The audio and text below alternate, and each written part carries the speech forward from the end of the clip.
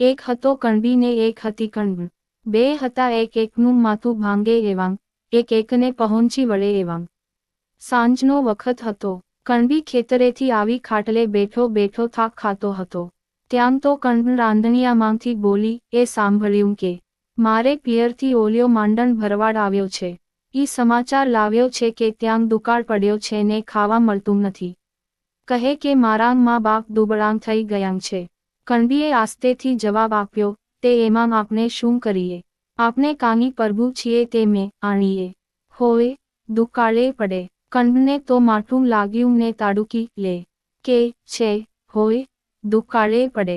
ખબર પડે દુકાળ વેઠ્યો હોય તો. જુઓ, હું કહું છું કે આજ ને આજ જાઓ ને ગાડું ભરીને ઘઉં નાખી આવો. વળી તો આપણે તો આ ભગરી ભેંસ દૂધે છે, માટે આ ટીલડી ગાય પણ લેતા જજો. સમજ્યા? કણબી તો વિચારમાં પડી ગયો ને માથું ખંજવાળવા માંડ્યો. ત્યાં તો માથામાંથી એક વાત જડી, ને સડક કરતો તે ઊભો થયો ને રાંધણિયામાં ગયો. રસોડામાં જઈને કહે, એમાં શું? તું ભાગતું કર, કાલ મળસ્કે જઈશ, સાથે આપણો ગગો પણ આવશે. પાસે ગગો ઊભો હતો, એ તો રાજીના રેડ થઈ ગયો. એ તો કૂદવા માંડ્યો ને દોડવા માંડ્યો, હે, કાલે આપાને ઘેર જવાનું. કણબીએ ભડકડે ગાડું જોડ્યું. કણબને ઉઠીને ગાડામાં ઠાંસીને ઘઉં ભર્યા, મહીન 50 રૂપિયાની કોઠરી પણ સંતાડી.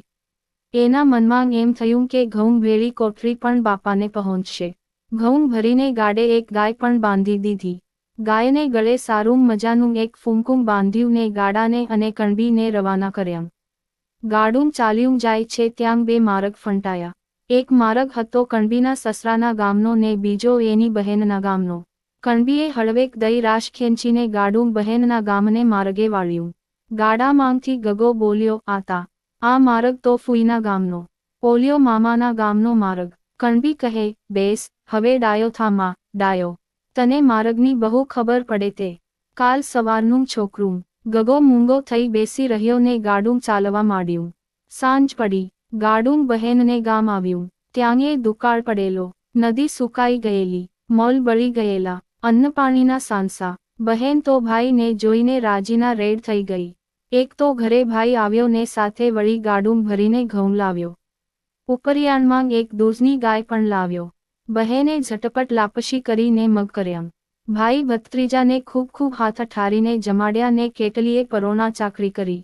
બાપ દીકરો તો બહેનને ત્યાં સારી પેઠે 2-4 દિવસ રહ્યા ને.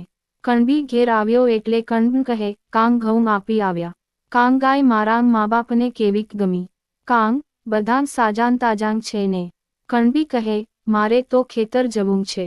આ ગગલાને પૂછ. કણબ કહે, હેંગ ગગા, મામા તો સારા છે ને. ગગો કહે, બા, ત્યાં કોઈ મામા નહોતા. કણબ કહે, મામા કદાચ ગામ ગયા હશે. મામી તો સારી હતી ને. ગગો કહે, પણ બા, ત્યાં મામી બામી કોઈ નહોતું. ત્યાં તો ફૂઈ હતાં, ભાણિયા હતા, ફૂવા હતા ને ઈ બધાં હતાં. કણબ વાક પામી ગઈ. મનમાં કહે, આ તો બહેનને ત્યાં બધું નાખી આવ્યા લાગે છે. કણબને વિચાર કર્યો કે હવે કણબીની પૂરી ફજેતી કરવી. પછી કણબ તો માથે ઓઢીને કૂટવા માંડ્યું.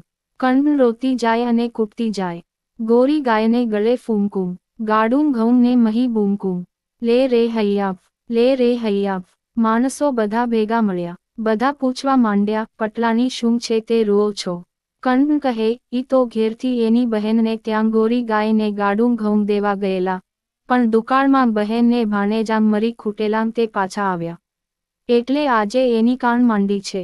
કણબીનું ઘર સારું એટલે ગામ આખું કૂટવા ને રોવા ભેગું થયું.